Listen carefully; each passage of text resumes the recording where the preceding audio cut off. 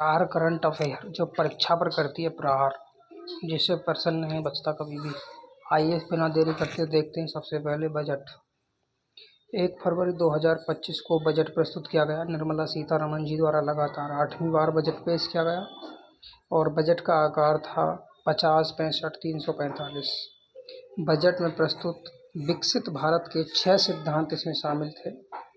6 सिद्धांत: गरीबी से मुक्ति, 100% गुणवत्तापूर्ण स्कूली शिक्षा, सस्ती और सर्वसुलभ स्वास्थ्य सेवाएं, 100% कुशल कामगार सार्थक रोजगार, आर्थिक गतिविधि में 70% महिला भागीदारी, भारत को विश्व का फूड बास्केट बनाने वाले किसान। इस बजट का उद्देश्य 6 क्षेत्र थे: कराधान, ऊर्जा क्षेत्र, शहरी विकास, खनन, वित्तीय क्षेत्र, विनियामक सुधार में परिवर्तनकारी सुधार करना। केंद्रीय बजट में रेखांकित किया गया है कि कृषि, एमएसएमई, इन्वेस्ट और निर्यात, ये 4 इंजन थे। कृषि, एमएसएमई, इन्वेस्ट और निर्यात। कृषि, एमएसएमई, निवेश, निर्यात, ये 4 शक्तिशाली इंजन हैं। प्रधानमंत्री धन धान्य कृषि योजना, राज्यों की भागीदारी के साथ इसमें कम उत्पादकता, कम फसलों की बुआई और औसत से कम ऋण मानदंड वाले 100 जिलों को शामिल किया गया है। दलहन में आत्मनिर्भरता मिशन 6 साल का था। यह प्रश्न पूछा भी जा चुका है। 6 वर्षीय प्लान है। 3 प्रकार की दाल है: तूर, उड़द और मसूर। तूर बोले तो अरहर। बिहार में बनेगा मखाना बोर्ड। भारतीय मत्स्य उत्पादन व जलीय कृषि क्षेत्र में विश्व भर में दूसरा सबसे बड़ा उत्पादक देश हो गया भारत। जलीय कृषि और मछली उत्पादन में भारत दूसरा नंबर। कपास उत्पादन मिशन 5 वर्षीय है। किसान क्रेडिट कार्ड की सीमा 3 लाख से बढ़ाकर 5 लाख की गई। असम नामरूप में 12.7 लाख मैट्रिक टन की वार्षिक यूरिया उत्पादन क्षमता वाला एक संयंत्र खोला जा रहा है। यानी किसान यूरिया की समस्या से परेशान थे तो असम के नामरूप में एक यूरिया संयंत्र लगा जाएगा। निर्यात में एमएसएमई का योगदान है 45%। बिहार में राष्ट्रीय खाद्य प्रौद्योगिकी उद्यमशीलता प्रबंधन संस्थान स्थापित किया जाएगा।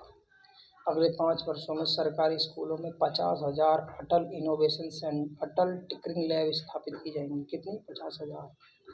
अंतर्राष्ट्रीय व्यापार हेतु भारत ट्रेड नेट नामक एक डिजिटल इंफ्रा की स्थापना होगी। Bharat trade net.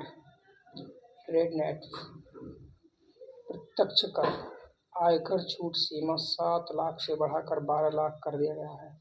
12.75 लाख तक की आय पर कोई टैक्स नहीं होगा। 75,000 मानक कटौती सहित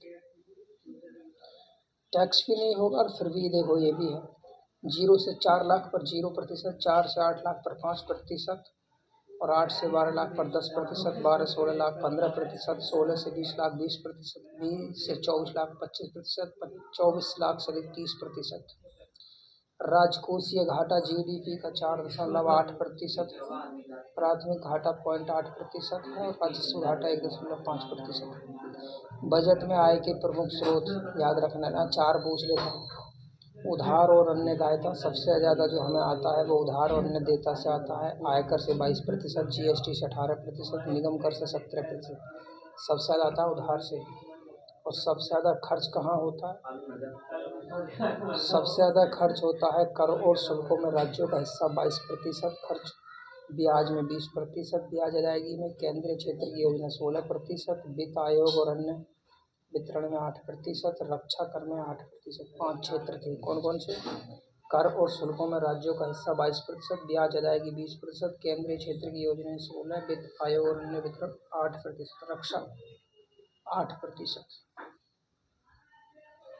सर्वाधिक आवंटन जो किया गया है प्रधानमंत्री गरीब कल्याण योजना के लिए किया गया, जिसमें हम तुम लोग राशन खा रहे हैं 5 किलो। मनरेगा 86,000 करोड़, जल जीवन मिशन और प्रधानमंत्री किसान सम्मान निधि जो प्रधानमंत्री जी 2,000 रुपये की किस्त भेजते हैं साल में 3 बार। सब्सिडी पर खर्च, सब्सिडी खर्च 203,420 करोड़, उर्वरक पर 167 करोड़, एलपीजी पर 121 करोड़, 1,21,000। और एमएसएमई ऋण पर 5 करोड़ से बढ़ाकर 10 करोड़। MSME ऋण सीमा 5 करोड़ से बढ़ाकर 10 करोड़ हुआ है। रेलवे बजट पर आवंटन 2.25 लाख करोड़ हुआ है। 200 वंदे भारत ट्रेन चलाई जाएंगी, 100 अमृत भारत ट्रेन चलाई जाएंगी, 50 नमो भारत ट्रेन चलाई जाएंगी। आर्थिक सर्वे की बात कर लेते हैं।